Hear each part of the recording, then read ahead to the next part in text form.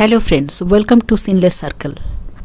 আজ আমি এই ভিডিওতে তোমাদের হাঁসেদের স্নান করার ব্যাপারে অনেক ইম্পর্টেন্ট ইনফরমেশন দেব। তার আগে চলো দেখা যাক যে এই ধরনের একটি পার্চিং ডাক আর মাস্কোভি ডাকের ক্রস ব্রিডের প্রজাতি কিভাবে স্নান করে।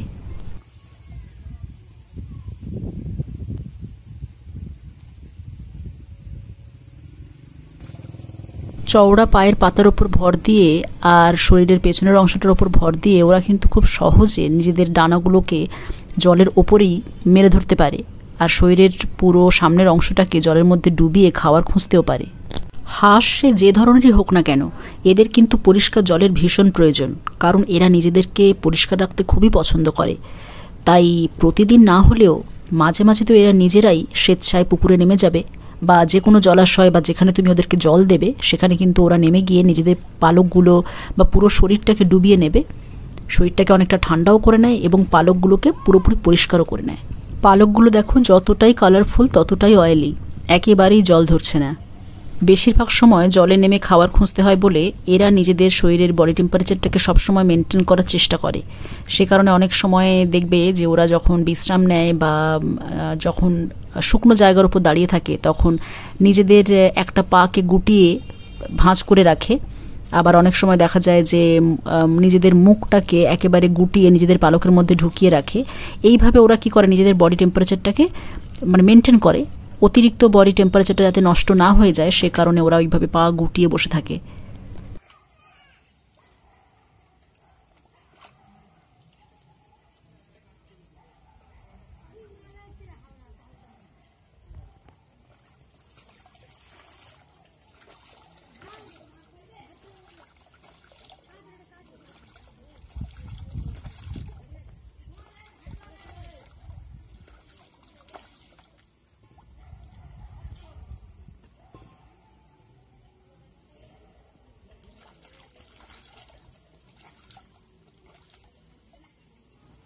স্নান শেষ হলে পুরো ডানা ঝাপটে শরীরের অতিরিক্ত যে জলটা আছে সেটাকে পুরোপুরি ওরা ঝেড়ে ফেলার চেষ্টা করে। তারপর পুরো পালকটা শুকানোর পদ্ধতিটা শুরু হয়, যেটা বেশ অনেকটা সময় ধরে চলতে থাকে।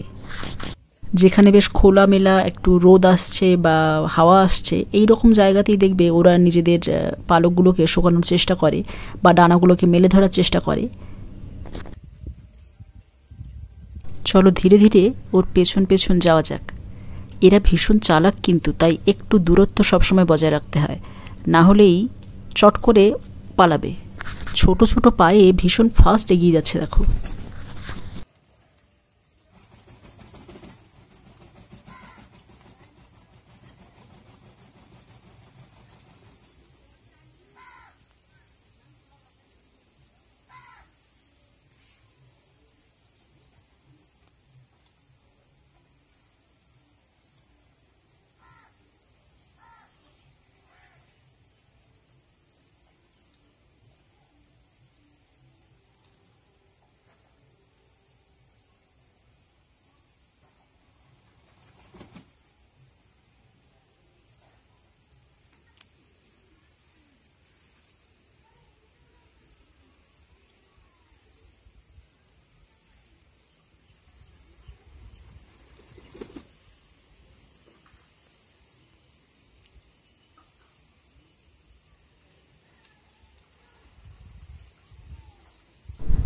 পাখি ও হাঁসেদের ক্ষেত্রে একটা বিশেষ ক্ষমতা লক্ষ্য করা যায়, সেটা হলো প্রেনিং। এই যে নিজেদের ঠোঁট দিয়ে পালকটাকে ভালোভাবে পরিষ্কার করার চেষ্টা বা টেনে টেনে পালকগুলোকে খুব সুন্দরভাবে পরিষ্কার করার চেষ্টা ওরা করে। দেখে মনে হয় যে ঠোঁট দিয়ে পালক পরিষ্কার করছে, তবে এই পদ্ধতিটাকে বলা হয় প্রেনিং।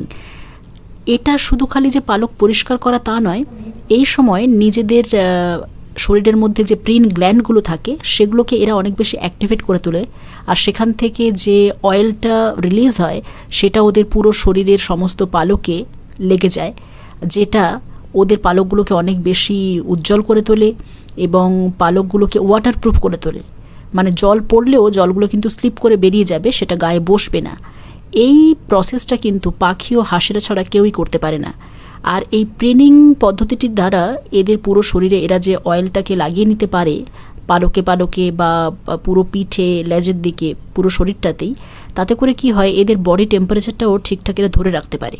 অর্থাৎ শরীরকে উত্তপ্ত রাখতে বা শরীরকে উষ্ণ রাখতে এই ধরনের অয়েলের কিন্তু খুবই প্রয়োজন হয় পাখি ও হাঁসিদের ক্ষেত্রে। দেখো কিভাবে ও পুরো শরীরে কিন্তু এই প্রিনিং প্রসেসটাকে চালিয়ে যাচ্ছে। জালের মতো ছড়ানো এদের পায়ের পাতাগুলো দেখো, এগুলো এদেরকে জলের মধ্যে রীতিমতো সাঁতার কাটতে খুবই সাহায্য করে। এদের পায়ের পাতায় খুবই কম পরিমাণে রক্তনালিকা আছে, তাই অনেকটা সময় জলের মধ্যে যখন এরা খাওয়ার খোঁজে বা ভেসে থাকে তখন শরীরের অতিরিক্ত উষ্ণতা কোনোভাবেই নষ্ট হওয়ার কোনো উপায় নেই। আর শরীরটাকে এরা অনেকটা সময় ধরে গরমও রাখতে পারে। ঠান্ডায় যে জমে যাবে বা কাঁপতে থাকবে বা ওদের ঠান্ডা লেগে যাবে এরকম কোনো সম্ভাবনাই কিন্তু থাকে না।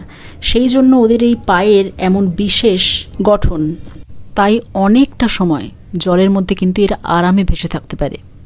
আমাদের মতো নয় যে জলে কিছুক্ষণ দাঁড়ানোর পরই পা ঠান্ডা তো শরীর ঠান্ডা, সেরকমটা নয়। আজকের ভিডিও এই পর্যন্ত। যদি ভালো লেগে থাকে অবশ্যই লাইক, শেয়ার এবং সাবস্ক্রাইব করো। Thanks for watching.